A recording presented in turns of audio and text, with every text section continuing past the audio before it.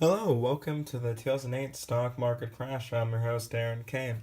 Now, the 2008 stock market crash all started when bigwig investors, like this guy, wanted a new high reward, low risk thing to invest in. And what better thing to invest in than the house market? The current house market in the USA in the early 2000s was rising steadily. Now, they weren't just going to buy anything on the house market. They were focusing mostly on house mortgages. Their plan was they buy the house mortgages from the bank and then they get the interest from it. Now, at the time, that was a no brainer. Like as I said before, the house prices were soaring at record highs. This seems too good to be true. The investors can just get a return on the interest rates homeowners paid on the mortgages, and even if it fails, they can just default it and sell the house at a higher price than they bought it for. A default is when a debtor is unable to meet the legal obligation of debt payment. Now, for the defaulter, that's bad news because they lose their house and the house gets given to the people that own the mortgage. When you're a big wig investor like that guy, you're not just going to buy one mortgage because then you get no returns. You're going to buy 1,000 mortgages so you can invest in, and that's called mortgaged backed securities. Before any of this is going to happen, you're going to need loans. You're going to need a guy like this who wants to buy a house, and buying a house will make him very happy. So, what he's going to do, he's going to get a loan out for his house. Now, traditionally, it was really hard to get a house mortgage. If you had bad credit or had no steady job, you can kiss your chances goodbye. The reason they don't just give loans to anybody that walks in is because the lenders don't want the risk that you might default on your loan. And of course, with your house chances being gone, that makes you just very sad. Now, don't you worry, there may be hope for you yet. Now, the banks and the big wigs investors have been realizing, wow, this has been making us a lot of money. We need to give out more mortgages so we can get more money off the interest. The only problem now, they ran out of normal lenders, so they decided to introduce something called a subprime mortgage. That means making loans to people who may have difficulty maintaining the repayment schedule, sometimes reflecting setbacks such as unemployment, divorce, or medical emergencies. Now, this came with its own set of problems. On subprime mortgages, there was a higher chance that the people will default. But the banks at this time, they did not care. They needed to sell more of these to the investors so the investors and the banks can make more money off of these people. Now, with all these predatory lending practices and subprime mortgages, you might be thinking, hey, why did the investors and bankers not take this as a sign that we need to get out of here? We need to take our money and put it someplace safe before this entire thing balloons up and explodes, leaving us stranded and moneyless.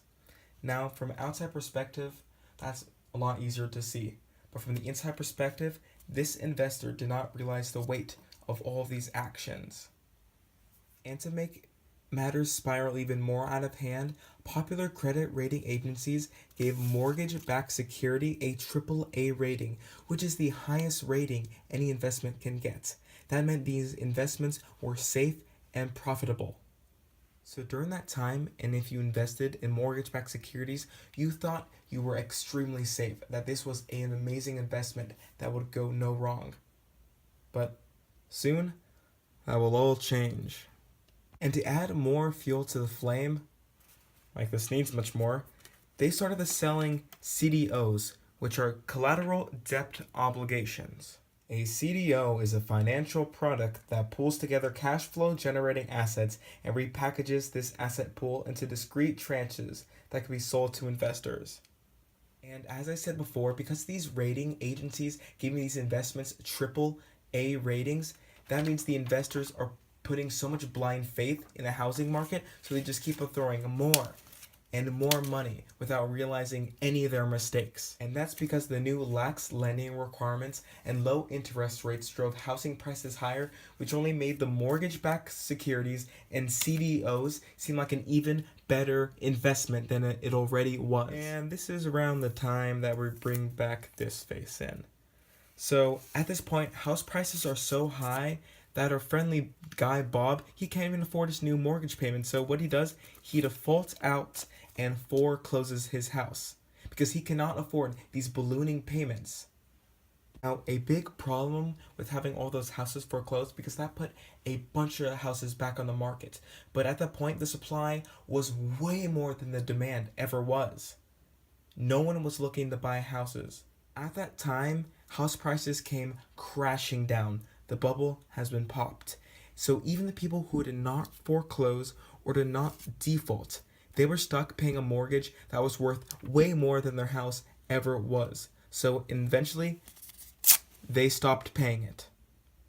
Coinciding with the house bubble bursting, the big financial institutions stopped buying subprime mortgages, and subprime lenders were getting really stuck with bad loans. By 2007, some really big lenders had declared bankruptcy. Now, as you probably guessed, all the investors that put all their money into mortgage-backed securities and CDOs, they were now losing money.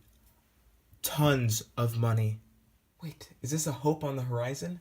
Now, banks started to give investors credit default swaps, which is basically insurance against the defaulting of the houses.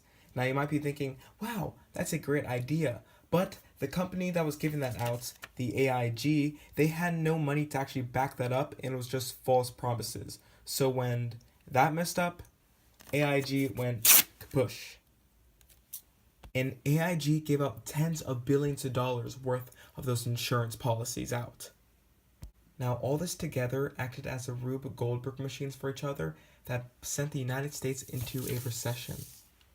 During this time, major players declared bankruptcy, trading froze, and the stock market crashed. But there was hope on the horizon.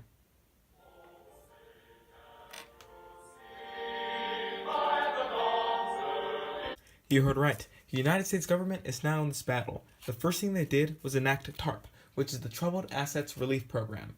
That program gave $250 billion to bail out the banks. The second thing they did was enact the Federal Reserve to give emergency loans to the banks that were fundamentally sound. The idea was so that they won't go under just because the people were freaking out. Lack of better words. A great quote that I found that sums everything up is from the Financial Crisis Inquiry Commission report. It reads, "The centuries were not at their post, in no small part due to their widely accepted faith in the self-correcting nature of the markets, and the ability to financial institutions to effectively police themselves." So all in all, a lot of the blame is on years of deregulation. And then it's on consumers and businessmen for taking too much risk and borrowing money that they didn't have. Thank you very much for listening. That has been all. Have a good day, guys.